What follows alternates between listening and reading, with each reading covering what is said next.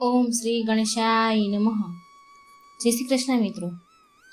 ચૈત્ર મહિનો ચાલી રહ્યો છે અને આ ચૈત્ર મહિનામાં ઓખાહરણ સાંભળવાનો ખૂબ મહિમા છે. તો આપણે ઓખાહરણના 4 ખંડ આગળ વાર્તા સ્વરૂપે સરળ ભાષામાં સાંભળી લીધા. આગળ મેં 4 ખંડના વિડીયો મૂકી દીધા છે અને હવે આજે આપણે સાંભળીશું ખંડ 5, અનિરુદ્ધની સાથે ગંધર્વ લગ્ન અને યુદ્ધ. ઓમ નમો ભગવતે વાસુદેવાય. મિત્રો, ઓખાહરણ સાંભળવાનો આ ચૈત્ર મહિનામાં ખૂબ મહિમા છે. જે કોઈ આ ઓખાહરણ સાંભળે છે એને શરીરમાં કોઈ જાતનો તાવ નથી આવતો, રોગ નથી આવતો, કોઈ પણ જાતનો. આખા પરિવારને રોગ મુક્ત રહે છે આખું પરિવાર. તો મિત્રો, આ સરળ ભાષામાં સમજાય તેવી ભાષામાં આ ઓખાહરણને પૂરા ધ્યાનથી મનથી સાંભળજો અને બીજાને પણ સંભળાવજો. ઓમ નમો ભગવતે વાસુદેવાય. હે જન્મેમય, ત્યાર પછી ચિત્રલેખા દ્વારિકા નગરીમાં જઈને અદ્રશ્ય રૂપે એક ઘર સામે ઊભી રહી અને અનિરુદ્ધને સંદેશો પહોંચાડવા શું યુક્તિ કરવી તે વિશે વિચારવા લાગી. બાણાસુરના નગરમાં અનિરુદ્ધનું હરણ થયાના સમાચાર શ્રીકૃષ્ણને કઈ રીતે મોકલવા તેનો વિચાર તેના મનમાં આવ્યો. એટલામાં ત્યાં જળાશયમાં ધ્યાન કરતા મુનિવરને ત્યાં જોયા તો ચિત્રલેખાએ એટલે તે ખૂબ જ આનંદિત થઈ ગઈ. તે નારદજી પાસે ગઈ અને વંદન કર્યા. ધરતી સામે મોં રાખીને ઊભી રહી ગયો. મુનિવર નારદજીએ તેને આશીર્વાદ આપ્યા અને પૂછ્યું, અહીં શા માટે આવી છે? તારે આવવાનું કારણ જાણવા માંગુ છું હું. પછી દેવર્ષિ નારદને પ્રણામ કરીને ચિત્રલેખાએ કહ્યું, હે ભગવાન, મારું વાક્ય તમે ધ્યાન દઈને સાંભળો. દૂત કર્મ કરવા હું અહીં આવી છું.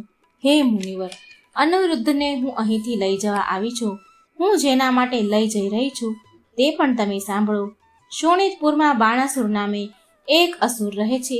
તેની કન્યા ઓખા છે. હે ભગવાન, પ્રદ્યુમનના પુત્ર અનિરુદ્ધ પ્રતિ તેને પ્રેમ થયો છે. પાર્વતી માતાએ તેને આશીષ આપીને વરદાન દઈને તેના પતિ તરીકે અનિરુદ્ધનું નિર્માણ કર્યું છે. આથી અનિરુદ્ધને લેવા હું આવી છું. તે કાર્યમાં મને સફળતા અપાવો. હે મુનિવર નારદજી,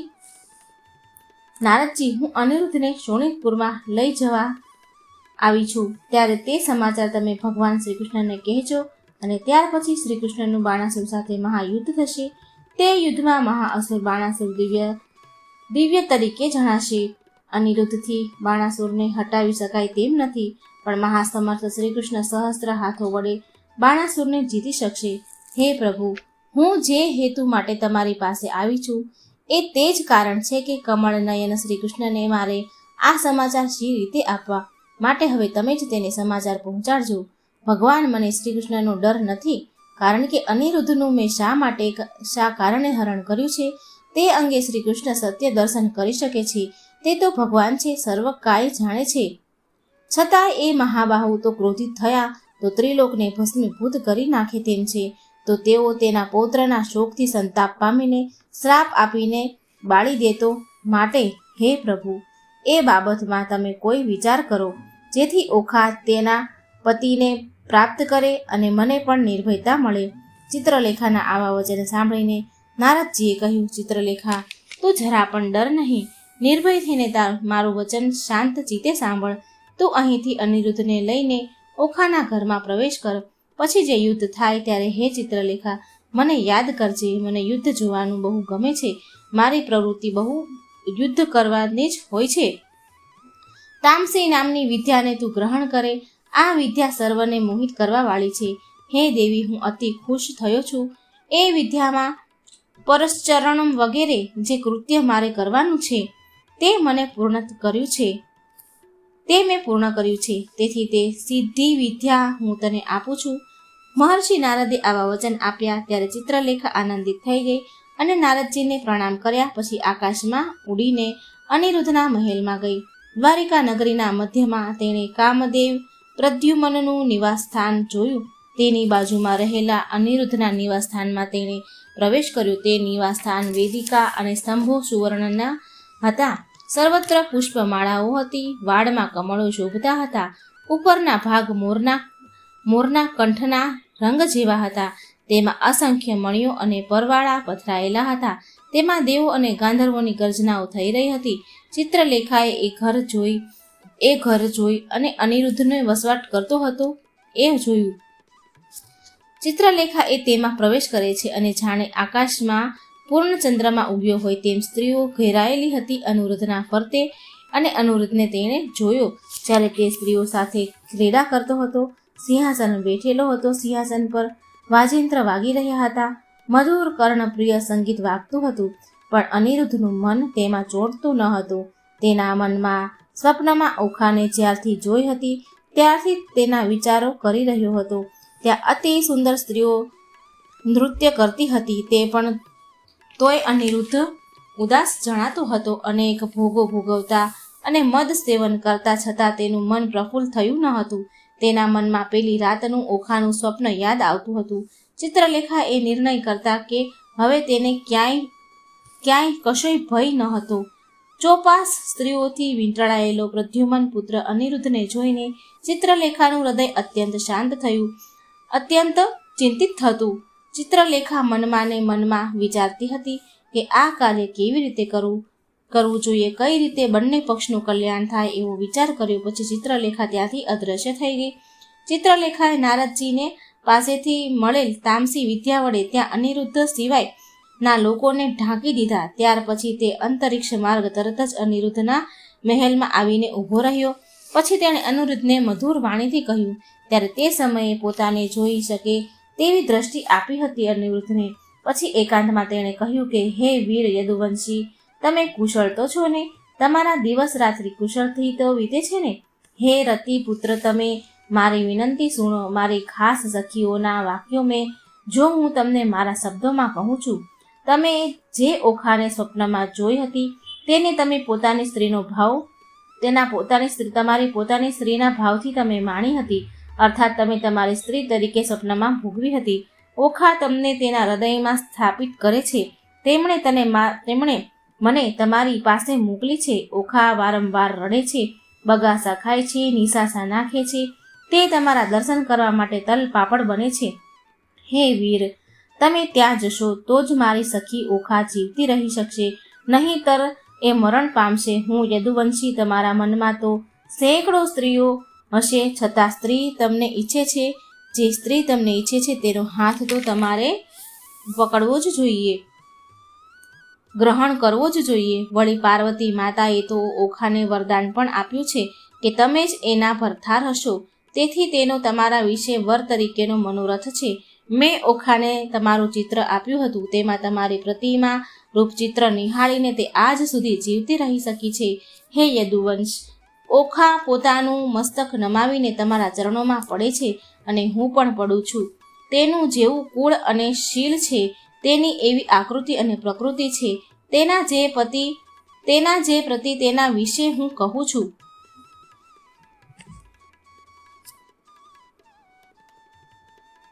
વૈરોચીની બલિપુત્ર બાણાસુર નામે મહાઅસુર છે. તે શોણિતપુરનો રાજા છે. તેની રાજકુમારી પુત્રી ઓખા તમને અનિરુદ્ધને સ્વામી તરીકે ઈચ્છે છે. એ ઓખાનું ચિત્ર માત્ર તમારામાં જ રહેલું છે. તેનું સમસ્ત જીવન અનિરુદ્ધમય બની ગયું છે. તે તમારો સંગ જીવનભર ઈચ્છે છે. ચિત્રલેખાના આવા વચનો સાંભળીને અનિરુદ્ધ તેને વચન આપે છે કે હે ક્ષોભને, મેં પણ ઓખાનું સ્વપ્નમાં દર્શન કરેલ છે. હવે હું એના વિશે જે કાંઈ કહું એ તમે સાંભળો. એ ઓખાનું સૌંદર્ય, રૂપ, તેજ, બુદ્ધિ, સંયોગ તથા તે સમયનું તેનું રુદન વગેરેનું હું દિવસ રાત સ્મરણ કરીને મૂંઝાઈ રહ્યો છું.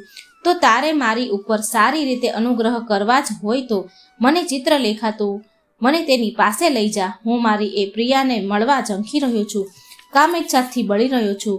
મારી એ પ્રિયનો સંગમ કરવાની ઈચ્છાથી મેં તને બે હાથ જોડ્યા છે. માટે તું મારા એ સ્વપ્નને સિદ્ધ કર. તેના વચનો સાંભળીને ચિત્રલેખા બોલી કે આજે મારો કલેશ તથા પરિશ્રમ સફળ થયો. મારી સખીને જે માંગણી હતી એ તમારી પણ છે. અનિરુદ્ધની આવી ઈચ્છા જાણીને ચિત્રલેખાને સંતોષ થયો અને બોલી કે અવશ્ય હું તમને ત્યાં લઈ જઈશ. ત્યાર પછી તે અનિરુદ્ધ જે સ્ત્રીઓથી ઘેરાયેલો હતો તેને અદ્રશ્ય કર્યા અને અનિરુદ્ધને પલંગ પર સુવડાવીને પલંગ અનિરુદ્ધ સહિત ઉચકીને ચિત્રલેખા આકાશ માર્ગે આવી પહોંચી અને અતિ ઝડપથી તેણે શોણિતપુરમાં પ્રવેશ કર્યો. ત્યારે કોઈએ તેને જુએ નહીં. તેની માયાવી વિદ્યાથી અનિરુદ્ધને અદૃશ્ય કર્યો અને પોતે ઈચ્છિત રૂપ ધારણ કર્યું. પછી જ્યાં ઓખા હતી ત્યાં અનિરુદ્ધને લાવી અદ્ભુત આભૂષણોથી શોભિત અનિરુદ્ધના એકાંતમાં ઓખાને દર્શન કરાવ્યા. તે સમયે અનિરુદ્ધે વિવિધ રંગી વસ્ત્ર પહેર્યા હતા. તે દેવ જેવો દેખાતો હતો. આવા સુંદર અનિરુદ્ધને જોઈને ઓખાને પણ આશ્ચર્ય થયું. પોતાના નિવાસમાં સખીઓ સમીપ તે ઊભી હતી. તેને ત્યાં નિહાળીને ચિત્રલેખાએ અનિરુદ્ધ સામે પ્રવેશ કર્યો. ઓખાએ પણ તેના પ્રિય અનિરુદ્ધને પોતાના નિવાસમાં પ્રવેશ કરાવ્યો અને અનિરુદ્ધને જોઈને ઓખા હર્ષથી નાચી ઉઠી.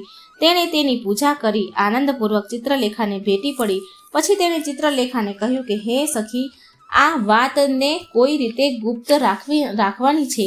વાતને કઈ રીતે ગુપ્ત રાખવી જોઈએ? આ વાતને ગુપ્ત રાખવામાં આવે તો જ મારું કલ્યાણ થશે.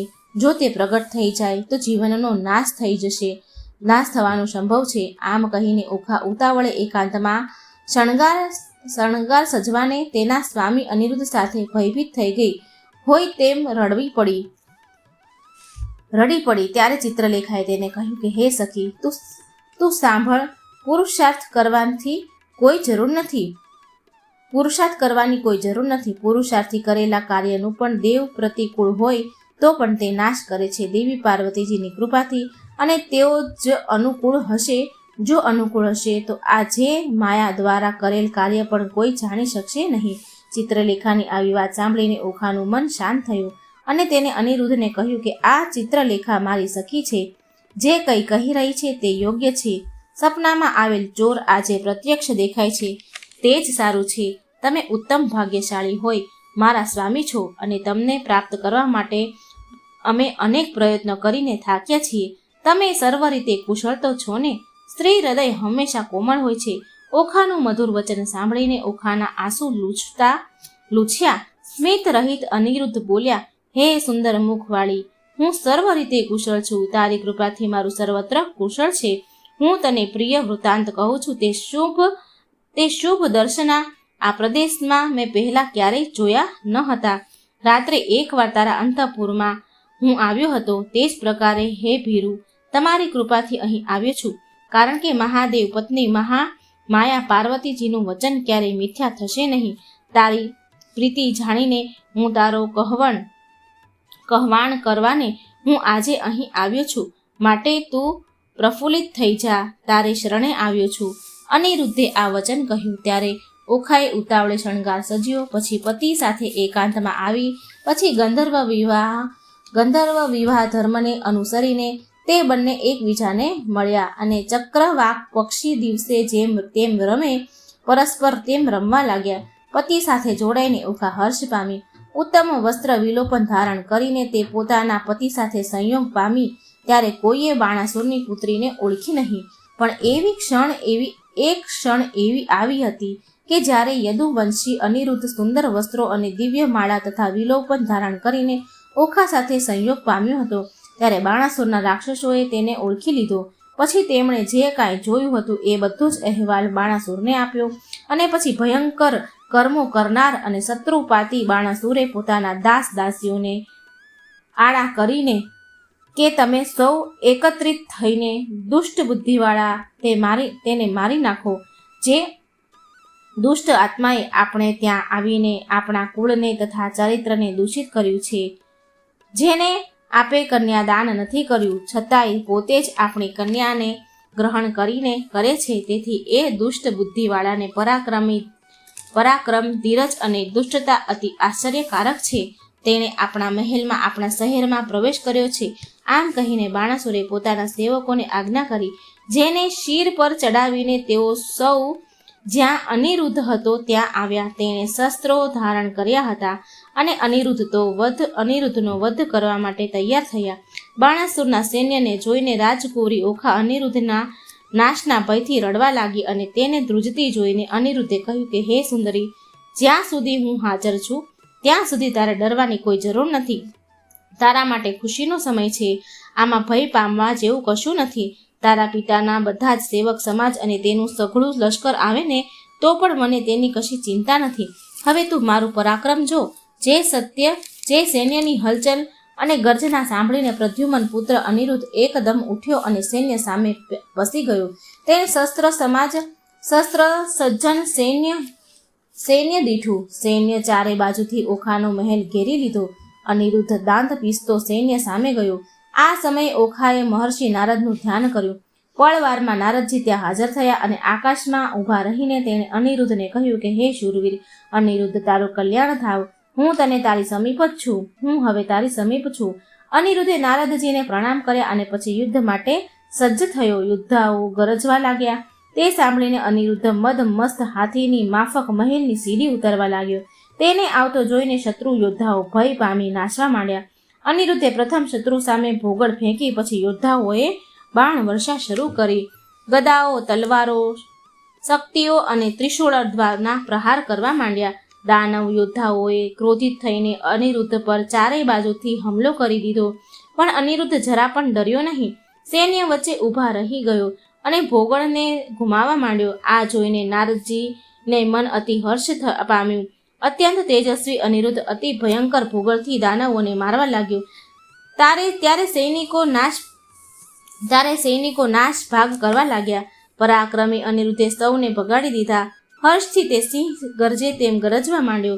દાનવો તેનો માર ખાઈને ભયગ્રસ્ત બન્યા હતા અને બાણાસુર પાસે ગયા અને બાણાસુરે તેમને હિંમત આપતા કહ્યું કે ડરો નહીં, તમે એકત્રિત થઈને યુદ્ધ કરો. આ શું, તમે કાયર કેમ થઈ ગયા?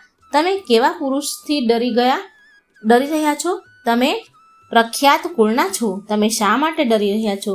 તમે જો યુદ્ધમાં ખપ ન લાગવાઓ તો પછી દૂર ચાલ્યા જાઓ. ત્યાર પછી બાણાસુરે બીજા 10,000 સૈનિકોને યુદ્ધ કરવાની આજ્ઞા આપી અને અનિરુદ્ધને શિક્ષા કરવા માટે શંકરના પ્રથમ ગણો જેમાં મુખ્ય હતા તેવા મહાસૈન્યને પણ તેને મોકલી દીધા, જેણે ભયંકર શસ્ત્ર ધારણ કરેલા હતા. વીર અનિરુદ્ધ રણ મેદાનમાં એકલો ઊભો હતો. તેથી સૌને આશ્ચર્ય થઈ રહ્યું હતું. તે જ્યારે દાનવો સામે લડતો હતો ત્યારે દાનવોના પારીશ અને તોમર શાસ્ત્રો ખૂંચવી દેતો હતો. તેના જ શસ્ત્રો વડે શત્રુઓને મારી નાખતો હતો. આમ શત્રુ દાનવોનો સંહાર કરતો એકલો અનિરુદ્ધ યુદ્ધના મેદાનમાં ઘૂમતો હતો. યુદ્ધમાં અનેક માર્ગો જેવા કે ભ્રાંત, ઉદભ્રાંત, અવિરક, અયુક્ત, વિષ્ણુંત, પલ્યુપ્ત વગેરે 32 જાતના યુદ્ધ માર્ગમાં વેગપૂર્વક ઘૂમતો હતો. યુદ્ધમાં અનિરુદ્ધ અનેક પ્રમાણે ક્રીડા કરતો હતો. ચોપાસ સંતાપ પામેલા દાનવો યોદ્ધાઓ લોહીથી ભીંજાતા હતા. બાણાસુર પાસે દોડી જતા હતા. તેના તેજ હણાઈ ગયા હતા. તેઓ દુઃખના ભયના કારણે પોકાર કરતા હતા. ભયથી ધ્રુજતા હતા. લોહી ઓગતા હતા. વિષાદના કારણે યુદ્ધથી વિમુખ થતા હતા. પૂર્વકાળ દેવો સાથે યુદ્ધ થયું ત્યારે પણ તેમનો આટલો ભય થયો ન હતો. કેટલાય દાનવો હાથમાં ગદા, તલવાર, ત્રિશૂળ ધારણ કરેલા હતા. તેઓ પણ રણમાં બાણાસુરનો ત્યાગ કરીને ભયથી આકુળ વ્યાકુળ થઈ જતા જ પોતાની મહાન સેનાને સંપૂર્ણ નાશ પામી ગયેલી જોઈને બાણાસુર યજ્ઞમાં સળગી રહેલ હોય તેમ અગ્નિ પેઠે કોપથી અત્યંત બળવા લાગ્યો. તે વેળાએ મહર્ષિ નારદ વાહ વાહ, ધન્ય ધન્ય તેવા શબ્દ બોલતા અનિરુદ્ધનું યુદ્ધ જોઈને પ્રસન્ન થઈને નૃત્ય કરવા લાગ્યા. એ વખતે બાણાસુરના કુભાંડે ગ્રહણ કરેલા રથ પર બેઠો હતો. તેણે પોતાના 1000 હાથમાં તલવાર, ગદાઓ, ત્રિશૂલો, કરશીઓ ઉગામ્યા હતા. તે ઇન્દ્ર જેવો સાંભળો હતો. તેણે પોતાના હાથની આંગળીઓનું રક્ષણ કરનાર ઘઉંના ચામડા પહેર્યા અનેક પ્રકારના શસ્ત્ર ધારણ કર્યા હતા. સિંહ ગર્જના અને ધનુ પંટકાર કરતા લાલ નેત્રો કરીને તે ઊભો રહે એમ કહ્યું. તેનું વચન સાંભળીને પરાજિત થયેલો પ્રદ્યુમન પુત્ર અનિરુદ્ધ યુદ્ધમાં બાણાસુરનું મુખ જોઈને હસી રહ્યો હતો. યદુવંશીય અનિરુદ્ધ મૃગ ચર્મથી ઢાંકેલા અંગોવાળા સેંકડો પુરોપુરાના અવાજથી ગાંજી રહેલા હતા. રાતી ધ્વજા, પતાકાયુક્ત 4 ધ્વજા હાથથી લંબાઈ પહોળાઈવાળા રથને જોઈ રહ્યો. તે રથને 1000 અશ્વ જોડાયેલા હતા. તે રથ દેવાસુર સંગ્રામમાં થયેલ હિરણ્યકશ્યપુના રથ જેવો હતો. બાણાસુર ઘસી આવતો હતો ત્યારે અનિરુદ્ધ તેની સામે જોયું. પછી તે હર્ષ પામ્યો. તેણે હાથમાં તલવાર તથા ઢાલ ધારણ કર્યા. સ્વસ્થ થઈને તે ઊભો હતો. અનિરુદ્ધના વધ કરવાના કલ્પનાથી બાણાસુર હર્ષ પામ્યો અને બોલતો હતો કે આને પકડો, આને મારી નાખો.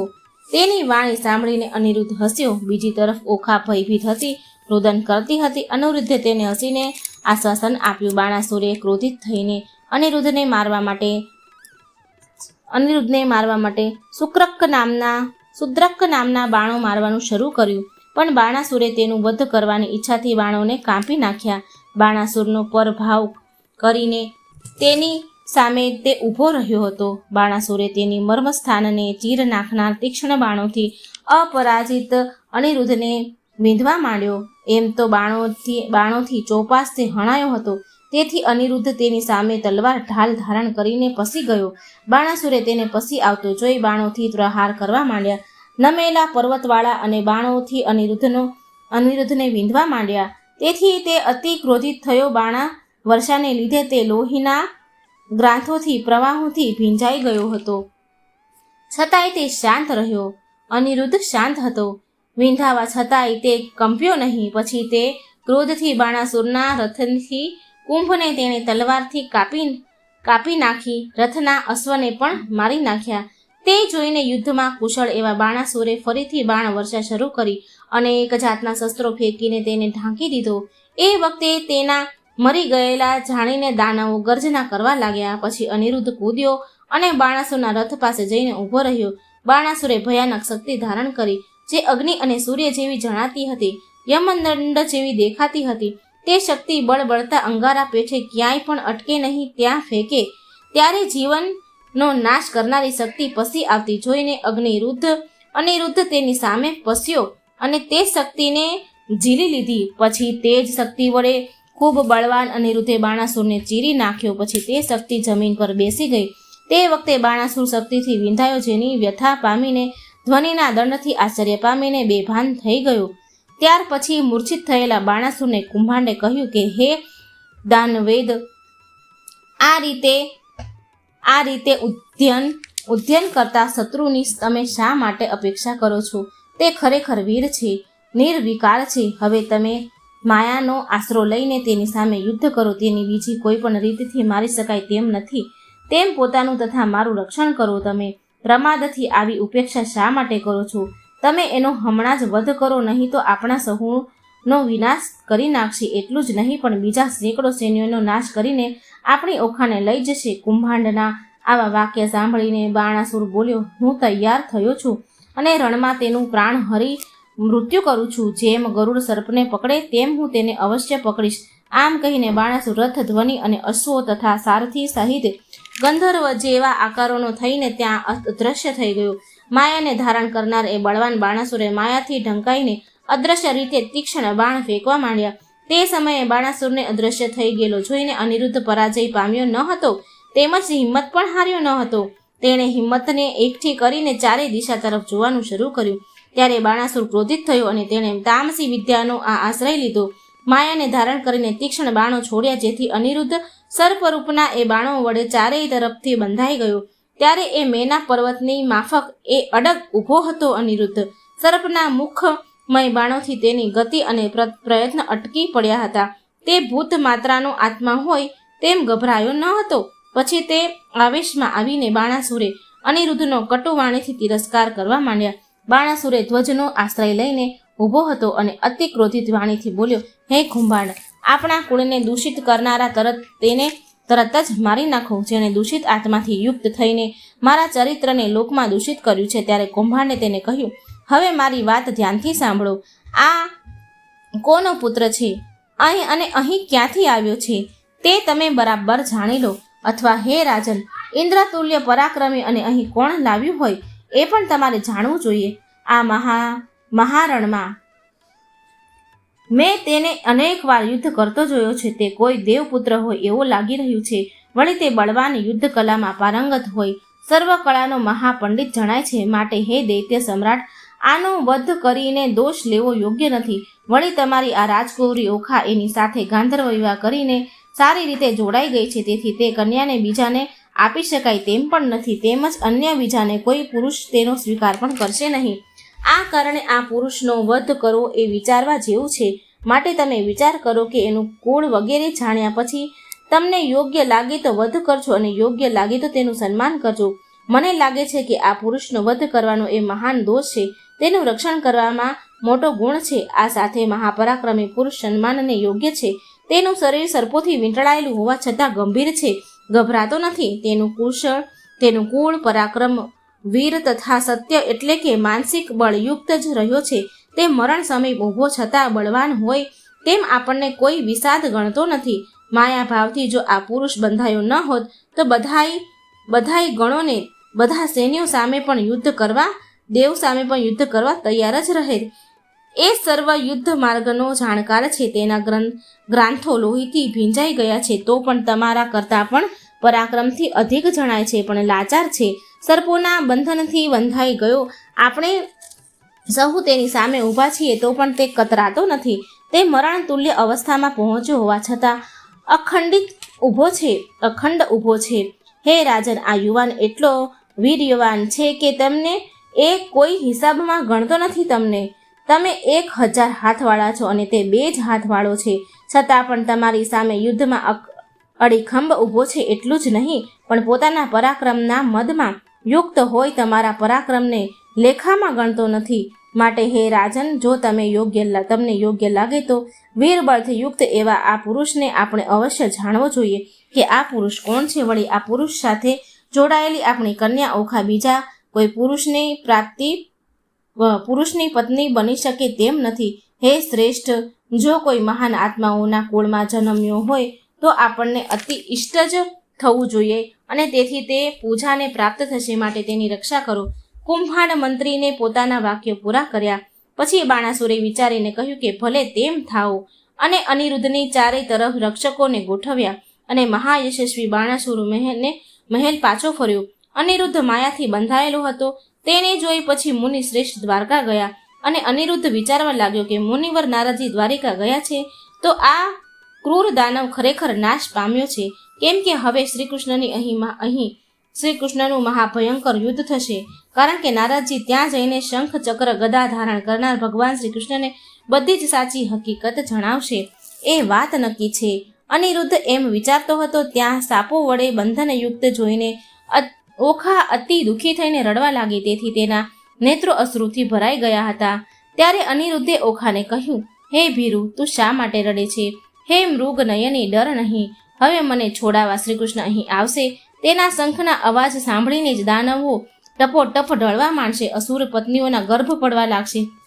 અનિરુદ્ધે ઓખાને આમ કહ્યું ત્યારે તેને વિશ્વાસ બેઠો હતો અને તે પોતાના ક્રૂર પિતા બાણાસુરનો શોક કરવા લાગી. આ પ્રમાણે ઓખાહરણની વાર્તાનો ખંડ 5મો અહીં સમાપ્ત થાય છે. બોલો ભગવાન શ્રી કૃષ્ણની જય, બોલો પરમાત્માની જય. જય શ્રી કૃષ્ણ. રાધે રાધે.